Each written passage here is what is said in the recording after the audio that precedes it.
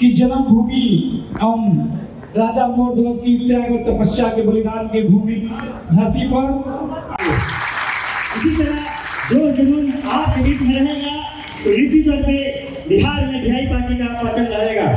और आप देख सकते हैं कि कितनी तरह के धूप में भी आपने जिस तरह खून पसीने बहाकर आपने जिस तरह अपने उस वो समाज को कुर्सी पर बैठाने का लालू प्रसाद यादव जी ने किया था। गांव में इस बात को बताइए। कुछ लोग जो है भाजपा वाले बड़े बड़े लोग जो है जो हमें हमेशा गुलाम बना कर रखते थे, आज वो लोग गांव में घूम के कहते हैं कि लालू जी का दौर जो था वो जंगल रहा था, ये बोल के आज बिहार को बदनाम कर रहा। साथियों, ऐसे गांव में बताइए जो खास करके यहाँ पे हमारे जितने भी गार्जियन है जिनके बाल पका है, वो अपने गांव में जाके अपने पोता को अपने बेटा को बताइए कि लालू जी का समय जो था वो जंगल राज नहीं था, वो मंगल राज था। साथियों, वो मंगल राज था। हमें वही समय चाहिए जो समय में हमें बराबरी की बात करते थे, हमको लोग इंसान समझता था, उससे पहले तो लोग हमको गुलाम समझता था। ये लालू जी का ही देन है कि बिहार में आपका वर्चस्व बना। साथियों, सामाजिक न्याय के लिए आप लोगों को मजबूती किया गया। इसलिए साथियों, आज तो लोग ऐसे आए हैं पाखंड के नाम पे आपको गुमराह कर रहा है, लोग आपको गुलाम बना रहा है, लोग आपकी नौकरी छीन रहा है, लोग तरह तरह के परेशान कर रहा है। वो लालू जी का दौर हमको फिर से लाना है जिसमें सबसे पहले अगर किसी को बैठने का मौका मिलेगा वो गरीब मजदूर को कुर्सी पे बैठने का मौका मिलेगा। ऐसी सरकार हम चाहते हैं। हम जरूरतमंद को मदद करेंगे। आज का जो सरकार है, जो दिल्ली में सरकार है, बड़े बड़े उद्योगपति, बड़े बड़े रतन टाटा अंबानी, बड़े बड़े लोगों के लिए सरकार है। हमें ऐसे लोगों का सरकार नहीं चाहिए। हमें मजदूर के लिए काम करने वाला सरकार चाहिए, हमें किसान के काम करने के लिए करने वाला सरकार चाहिए, हमें मछुआरा के लिए काम करने वाला सरकार चाहिए। हमें ऐसी सरकार चाहिए जो गांव में जाकर हॉस्पिटल बनाए, हमें ऐसी सरकार चाहिए जो गांव में जाकर स्कूल बनाए ताकि हमारा गरीब का बच्चा पढ़ लिख कर आगे बढ़ सके। हमें ऐसी सरकार चाहिए। साथियों, तो ये कब पूरा होगा? जब आपका भाई, आपका बेटा उस कुर्सी पर, पट्टा के कुर्सी पर बैठेगा जहां 3 लाख करोड़ का बजट बनता है। जब वो खजाने के पास आपका भाई, आपका बेटा बनेगा तो उस खजाना से हिस्सा आपको मिलेगा। साथियों, उस खजाना से हिस्सा आपको मिलेगा। जब बड़े लोग अगर उस खजाना के पास होगा तो आपको हिस्सा देगा? नहीं देगा, वो अपने लोगों को हिस्सा देगा। इसलिए अपनी सरकार बनाइए और निश्चित तौर पे लड़ाई हम लड़ेंगे और जीतेंगे। मेरा उदाहरण ले लीजिए। मैं भी एक गरीब मामूली मछुआरा परिवार में जन्म लिया। पिताजी मछली मारते थे, दादाजी मछली मारते थे। हम इतने गरीब परिवार में जन्म लिए कि अगर 2 दिन मछली ना मारा जाए तो तीसरे दिन घर पे खाना नहीं बनेगा। ऐसे परिवार में जन्म लिया। 18 साल की उम्र में, जिस उम्र में बच्चे को अपने माँ बाप, भाई बहन के साथ, रिश्तेदार के साथ रहना होता है, उस उम्र में गांव को छोड़कर मुंबई जैसे शहर चला गया। वहां मजदूरी किया। मात्र 900 रुपया महीने पे, 30 रुपया रोज पे मैं मजदूरी किया और मुंबई जैसे शहर में अपने काबिलियत के दम पे माँ बाप ने हमें जो पढ़ाया उसके दम पर मुंबई जैसे शहर में हमने कामयाबी का झंडा गाड़ दिया। वहाँ बेहतर जिंदगी जी रहा था। साथियों, बड़े बड़े महंगे गाड़ी में घूमता था, बड़े महलों में रहता था। और जब मैं बिहार आया तो मैंने देखा कि लोग चाँद पे घर बना रहा है। हमारे लोगों के लिए धरती पर रहने के लिए घर नहीं। पिछले 11 सालों से हम लोगों ने जो समय का इंतजार कर रहे थे वो समय आने वाला है। साथियों, आप सब जानते हैं कि चुनाव का समय है। कुछ ही महीने में बिहार में चुनाव होना है और बिहार का मुख्यमंत्री बनना है। और आप और हमने एक सपना देखा है कि इस आजाद भारत में हम सर उठा के जिए, हमारे आने वाला पीढ़ी जो है वो सर उठा के जिए। इस आजाद भारत में अगर आप चाहते हैं कि आपके बच्चे आने वाले समय में सर उठा के जिए तो इसके लिए मात्र 2 काम करना है। एक रोटी कम खाइए लेकिन अपने बच्चे को पढ़ा लिखा के शिक्षित बनाइए। जब तक हमारा समाज शिक्षित नहीं होगा तब तक समाज आगे नहीं बढ़ेगा। और दूसरा, अपने अधिकार के लिए संघर्ष कीजिए, लड़ाई लड़िए।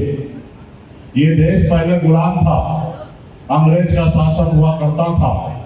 उसके बाद आपके पूर्वज, हमारे पूर्वज ने पौने 200 साल तक अंग्रेज से लड़ाई लड़ा। हजारों लाखों की संख्या में लोग शहीद हुए। उसके बाद देश आजाद हुआ। और आजाद भारत में पहले राजा के घर में रानी के कोख से बच्चा जन्म लेता था तो वो राजा बनता था। लेकिन आजादी के बाद बाबा साहब भीमराव अम्बेडकर ने हमें एक संविधान बना के दिया और उस संविधान में बताया कि अब रानी के कोख से बच्चा जो जन्म लेगा वो इस देश का राजा नहीं बनेगा। राजा इस देश का वो व्यक्ति बनेगा जिसके पास वोट होगा, चाहे वो गरीब मजदूर किसान का बेटा हो या मछुआरा का बेटा हो, कोई भी इस देश का राजा बन सकता है, सिर्फ उसके पास वोट होना चाहिए। आपको वोट का अधिकार मिला साथियों। आज उसी के वोट के दम पर आदरणीय लालू प्रसाद यादव जी जैसे नेता राज्य का मुख्यमंत्री बने। आज वही वोट के दम पर उत्तर प्रदेश में दलित की बेटी मायावती जी मुख्यमंत्री बनी 4 बार। वही वोट के दम पर नीतीश कुमार जी मुख्यमंत्री बने। वही वोट के दम पर मैं भी बिहार में मंत्री बना था साथियों, वही वोट के दम पर।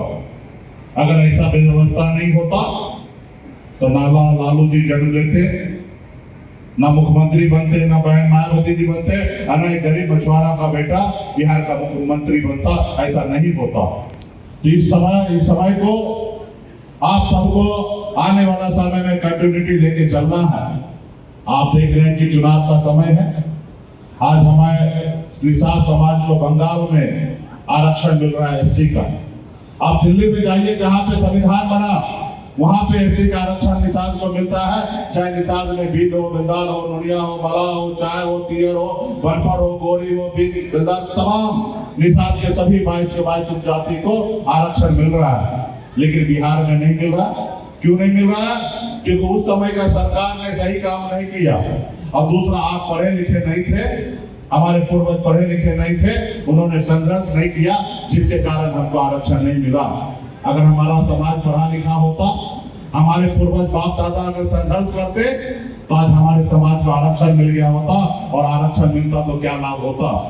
आज आप बिहार में सभी जाति धर्म में सभी जगह देखिए, अगर मुसहर का बेटा को ढूंढिएगा तो वो भी बिहार में कलेक्टर होगा। आप पासवान समुदाय से ढूंढिएगा तो आपको कलेक्टर मिलेगा। आप राम समुदाय से ढूंढिएगा तो कलेक्टर मिलेगा। सभी जाति वर्ग में से कलेक्टर मिलेगा। लेकिन निषाद का बेटा कलेक्टर नहीं है। वो क्यों? क्योंकि हमको आरक्षण नहीं मिला, हमको रोकने का लोगों ने काम किया। इसलिए साथियों, आपको आरक्षण मिल जाएगा तो आपका बेटा इंजीनियर होगा, डॉक्टर होगा, IPS होगा, IAS होगा, बड़े से बड़े पौधे पे आपके समाज के लोग होंगे। तो इसके लिए आपको हमको संघर्ष करना पड़ेगा। घर बनाने के लिए सोचते हैं, लेकिन आज भी गरीब समाज के हम लोगों को रहने के लिए, इस धरती पर रहने के लिए घर नहीं है। आज हमारे घर में बच्चा बीमार पड़ते हैं तो उसके माँ बाप के पास पैसा नहीं होता, इलाज नहीं करा पाते, और नहीं इलाज सही से होता है तो बच्चा अपने माँ के गोद में दम तोड़ देता है और माँ बाप कुछ नहीं करता है, यूं ही देश से रह जाता है। तो ये स्थिति को बदलना पड़ेगा। और स्थिति कैसे बदलेगा? आपके वोट के ताकत से बदलेगा साथियों, आपके वोट के ताकत से बनेगा। आज बिहार में 10% से अधिक निषाद समाज का वोट है। अगर ये वोट एक साथ हो जाए तो बिहार में डिप्टी सीएम क्या, आप बिहार का मुख्यमंत्री बन सकते हैं साथियों, मुख्यमंत्री बन सकते हैं। और सरकार ही सब चीज है। पहले राजा महाराजा हुआ करता था, अभी सरकार है। अगर सरकार चाहेगा तो आपके गांव में हॉस्पिटल बना सकता है, सरकार चाहेगा तो आपके गांव में स्कूल बना सकता है। अगर सरकार नहीं चाहेगा तो नहीं होगा। आज हम लोग जो लड़ाई लड़ रहे हैं, अगर दिल्ली के सरकार चाहेगा तो कल का कल आरक्षण लागू कर देगा। और जब कल आरक्षण लागू हो जाएगा तो निषाद का बेटा आने वाले समय में IAS IPS होगा। अगर सरकार आपका होगा तो निश्चित तौर पे बनेगा। जो लोग आपको हजारों साल से गुलाम बना के रखा है, वो भला आपको क्यों मालिक बनाएगा? मालिक तो बनाएगा आपका भाई, आपका बेटा ही आपको कंधे पर लेकर आगे पहुंचने का काम करेगा। जो लोग आज तक आपको गुलाम बना के रखा है, उससे आप क्या उम्मीद कीजिएगा कि गुलाम बना आपको आगे आजादी देगा? आप दिल्ली से उम्मीद नहीं कर सकते हैं कि दूध का रखवाली करेगा। आज जो दिल्ली में सरकार है वो नहीं चाहता है गरीब मछुआरा का, मल्ला का बेटा सर उठा के जिए। आज हम लोगों ने लड़ाई लड़ा, देश के संविधान के तहत लड़ाई लड़ा। आपने देखा 2020 में आप लोगों ने पिछले 11 सालों से संघर्ष कर रहे, पार्टी को मदद कर रहे। उसका नतीजा था कि 2020 में VIP पार्टी के 4 विधायक बना। और जब 4 विधायक बना तो आप राज्य में मंत्री बने, और जब हम मंत्री बने राज्य में अपने लोगों के लिए काम कर रहे थे। उस समय में तो मेरे पास सरकार का चाबी था। अगर हम नहीं समर्थन देते नीतीश कुमार जी को तो बिहार का मुख्यमंत्री नीतीश कुमार नहीं बनता। ये हमारे पास ताकत था। लेकिन हम लोग अमर शहीद जुब्बा सैनिक वीरांगना फूलन देवी के वंशज है। हम लोग कभी किसी के साथ छल कपट गद्दारी नहीं करते हैं। हम लोगों ने ईमानदारी से उनको हमने मुख्यमंत्री बनाने का काम किया। हमारे वोट से भाजपा 74 विधायक बना लिया। लेकिन जब हमारे पास 4 विधायक बना और हम अपने अधिकार के लिए, आरक्षण के लिए लड़ाई लड़ रहे थे, जब नहीं दे रहा था तो हम उत्तर प्रदेश तक लड़ाई लड़ने लगे तो भाजपा को तकलीफ होने लगा। देखा कि ये कल बंबई से आया, अपने समाज को जागरूक कर लिया है। ये 4 विधायक बना लिया। मुकेश सहनी को रोको, अगर नहीं रोकोगे तो आने वाले समय में 40 बनाएगा और एक समय में 125 बना के बिहार में सरकार बना के मुख्यमंत्री बन जाएगा। और जब मुख्यमंत्री मुकेश सहनी बन जाएगा, इनका समाज हीरो बन जाएगा, और इस समाज हीरो बन जाएगा तो हमारा गुलामी कौन करेगा। तो उन्होंने देखा अगर पेड़ को अगर गिराना है तो जड़ को काटो, और वही उन्होंने किया। हमारे विधायक को खरीद लिया, हमको सरकार से बाहर कर दिया, जो सरकार हमने बनाया था, क्योंकि उनको आपकी आजादी, आपकी खुशियां उनको पसंद नहीं आता। वो देखा जो समाज वर्षों से हमारे गुलाम बन के है, मेरे पैरों तले दबा हुआ है, आज देखिए वो मालिक बन रहा है और ऑर्डर कर रहा है अपने लोगों के लिए, अपने विभाग में काम कर रहा है। तो इसलिए साथियों, उन्होंने आपका पार्टी तोड़ दिया है। तो समय आ चुका है, तो हम संकल्प लेके बैठे हैं, 4 नहीं 40 विधायक बनाएंगे साथियों, 40 विधायक बनाएंगे। इसलिए आप सबको, हम सबको संघर्ष करना पड़ेगा। और आपका वोट अगर निश्चित तौर पे एक वोट गोलबंद हो जाए तो निश्चित तौर पे महागठबंधन का सरकार बनने से भगवान भी नहीं रोकेगा साथियों, भगवान भी नहीं रोकेंगे। इसलिए साथियों, आने वाला समय में चुनाव का समय है। इस जोन में तो ऐसे महागठबंधन ज्यादा से ज्यादा सीट जीता है। आपको इस जोन में 2 सीट खाली है, आरा सदर खाली है और बरहारा खाली है। आप लोग दोनों सीट पे तैयारी कीजिए और वीआईपी हर संभव वहाँ पे तैयारी करिए और वहाँ पे लड़ेंगे। और वीआईपी पार्टी का विधायक होगा साथियों, वीआईपी पार्टी का विधायक होगा।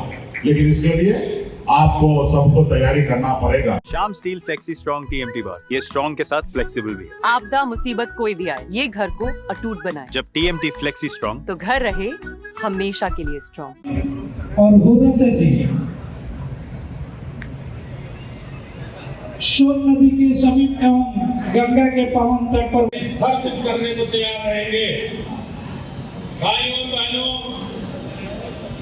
आपको पता है कि 2018 से पहले, 2014 से पहले निषाद तो देश में भी देखिएगा, मोदी जी ने देश में जाति आधार पर गणना करने का निर्णय ले लिया। क्यों?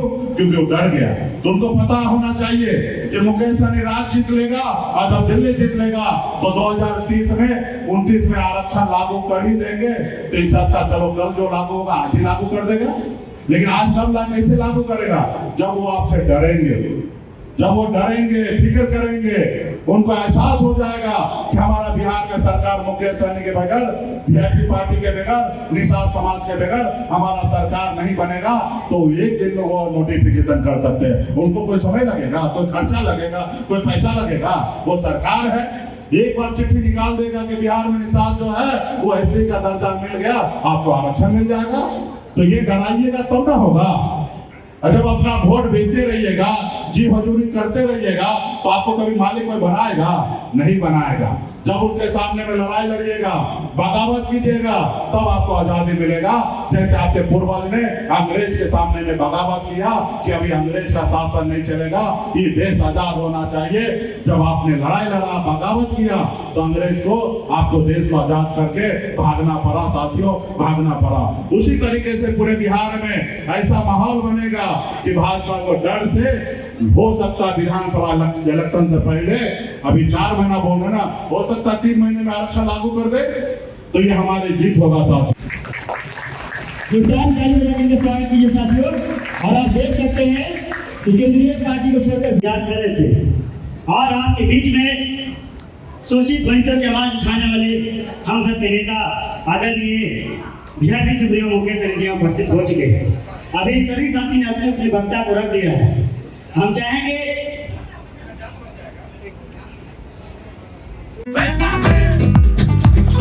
ये स्टाइल का मामला है, रूपा फ्रंटलाइन।